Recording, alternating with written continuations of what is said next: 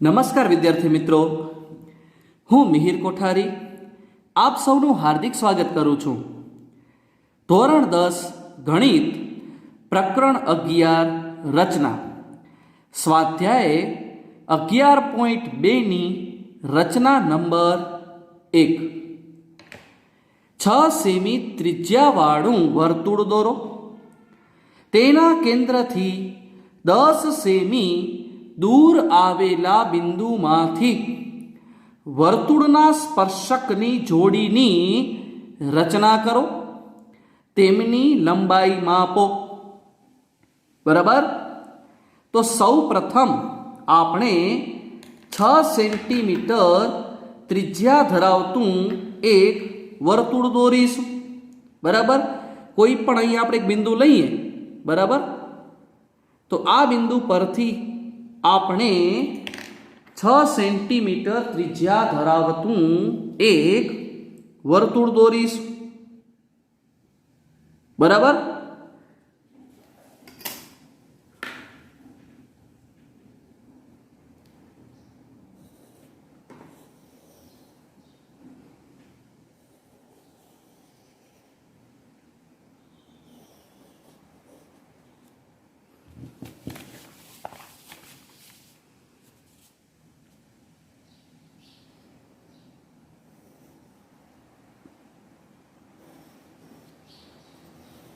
આ રીતે આપણે વર્તુળની રચના કરી. આ વર્તુળની ત્રિજ્યા 6 સેન્ટીમીટર છે અને તેના કેન્દ્રને આપણે માની લ્યો કે ઓ નામ આપીશું. કોઈ પણ નામ આપી શકાય. હવે આપણને કહે છે કે તેના કેન્દ્રથી 10 સેમી दूर आवेला बिंदुमांथी वर्तुळने स्पर्शकोनी जोड़ी रचवानी छे. ओ केंद्र थी 10 सेंटीमीटर दूर आपणे एक एवं बिंदु पी लेशुं अने रेखाखंड ओपी दोरीशुं. तो सौ प्रथम मापपट्टीनी मददथी केंद्र ओ थी 10 સેન્ટીમીટર માપ લઈ એક બિંદુ આપણે લઈશું જેનું નામ આપણે પી આપીશું. બરાબર. અને સાથે સાથે આપણે રેખાખંડ ઓપી ની પણ રચના કરી. બરાબર. હવે આ 10 સેન્ટીમીટર માપના રેખાખંડ ઓપી નો લંબ દ્વિભાજક રચીશું. લંબ દ્વિભાજક એટલે શું? તો આ રેખાખંડના સરખા ભાગ કરે. બરાબર. તો આપણે રેખાખંડ ઓપીના અડધા માપથી થોડોક વધારે માપની ત્રિજ્યા ધરાવતો બરાબર ચાપ લઈ અને બિંદુ ઓ અને બિંદુ પી પરથી વારા ફરતી ચાપ મારીશું. સૌ પ્રથમ બિંદુ આપણે પી પરથી ચાપ દોરીશું ઉપરની તરફ અને એ જ માપનો ચાપ રેખાખંડ ઓપીના નીચેના અર્ધતલમાં દોરીશું. તે જ રીતે બિંદુ ઓ પરથી તે જ માપનો ચાપ રેખાખંડ ઓપીના ઉપરના અર્ધતલમાં અને ત્યારબાદ બિંદુ ઓ પરથી જ નીચેના અર્ધતલમાં દોરીશું.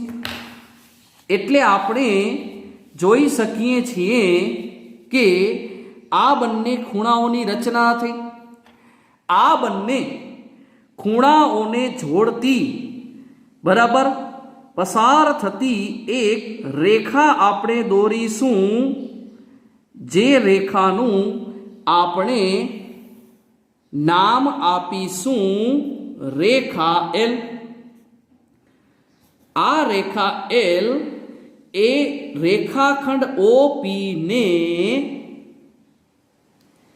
ડી બિંદુમાં છેદે છે. બરાબર. હવે ડી બિંદુને કેન્દ્ર લઈ અને રેખાખંડ OD જેટલા માપની ત્રિજ્યા લઈ એક વર્તુળની રચના કરીશું.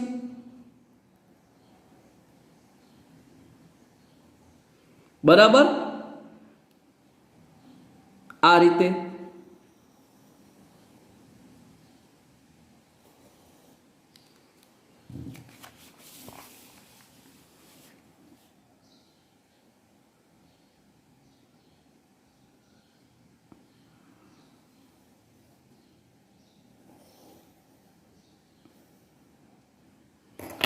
વિદ્યાર્થી મિત્રો, આપણે શું કર્યું? તો રેખાખંડ OP નો દ્વિભાજક જે આપણે રેખા L મળી અને છેદબિંદુ D મળ્યું, પછી આપણે D ને કેન્દ્ર તરીકે લઈ અને OD જેટલું ચાપ લીધું. તમે DP જેટલું પણ લઈ શકો. OD અને DP બંને સમાન જ છે. બરાબર, કેન્દ્ર પર D તરીકે જ લેવાનું. D ને કેન્દ્ર તરીકે લઈ રેખાખંડ OD જેટલું ચાપ લઈ અને એક વર્તુળ દોર્યો. આ વર્તુળ જે આપણને મળ્યું છે, આ વર્તુળ O કેન્દ્રવાળા વર્તુળને અનુક્રમે A અને B બિંદુમાં છેદે છે. બરાબર, હવે આપણને શું કહ્યું છે કે O કેન્દ્રવાળું જે મૂળભૂત વર્તુળ છે 6 સેન્ટીમીટર ત્રિજ્યાવાળું, આ વર્તુળના કેન્દ્રથી 10 સેન્ટીમીટર દૂર આવેલા બિંદુમાંથી, એટલે કયું બિંદુ? બિંદુ P. આ બિંદુ P માંથી આપણે આ વર્તુળને સ્પર્શક કોણની જોડી રચવાની છે. બરાબર, તો આપણે સૌ પ્રથમ રેખાખંડ AP દોરીશું. આ આપણે પહેલો સ્પર્શક મળ્યો અને બીજો રેખાખંડ આપણે PB દોરીશું. આ આપણને બીજો સ્પર્શક મળ્યો છે. બરાબર, આપણે અનુક્રમે બે સ્પર્શક મળ્યા છે. કયા કયા સ્પર્શકો?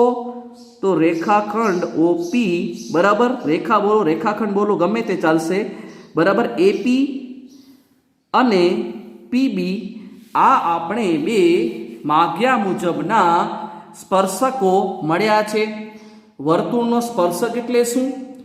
તો બરાબર, વર્તુળના બહારના બિંદુમાંથી બરાબર એક એવી રેખા પસાર થતી હોય, બરાબર, સમતલમાં, કે જે વર્તુળને એક અને માત્ર એક જ બિંદુમાં છેદે. બરાબર, તો માટે આપણે અહીં સ્પર્શકો મળ્યા છે. આપણે આવી રીતે OA રેખાખંડ અને રેખાખંડ OB ને જોડી દઈશું. બરાબર, આપણે જાણીએ છીએ કે કોઈ પણ સ્પર્શક હોય એટલે સ્પર્શ બિંદુ આગળ હંમેશા કેવો ખૂણો રચે છે? કાટખૂણો 90 અંશનો ખૂણો રચે છે. તો ખૂણો OAP એ કાટખૂણો છે, 90 અંશનો છે. ખૂણો OBP પણ 90 અંશનો છે. બિલકુલ સરળ રચના છે. બરાબર, હવે આપણે લખીશું રચનાના મુદ્દા. બરાબર, રચનાના મુદ્દા. સૌ પ્રથમ આપણે શું કર્યું વિદ્યાર્થી મિત્રો? સ્ટેપ બાય સ્ટેપ લખવાનું. બિલકુલ સરળ છે. તો સૌ પ્રથમ વર્તુળ 6 સેન્ટીમીટરનો દોર્યો હતો, કેન્દ્ર O લીધું. તો વર્તુળ O, બરાબર, O કેન્દ્ર અને ત્રિજ્યા કેટલી? 6 સેમી રચો. બરાબર, પછી O કેન્દ્રથી કેટલા સેમી દૂર? 10 સેન્ટીમીટર દૂર. 10 સેમી દૂર આવેલું બિંદુ પી લો. બરાબર. પછી શું કર્યું? રેખાખંડ ઓપી દોર્યો, એટલે આપણે લખીશું રેખાખંડ ઓપી દોરો. હવે આપણે રેખાખંડ ઓપી નો લંબ દ્વિભાજક દોર્યો, જે રેખાખંડ ઓપી ને ડી બિંદુમાં છેદે છે.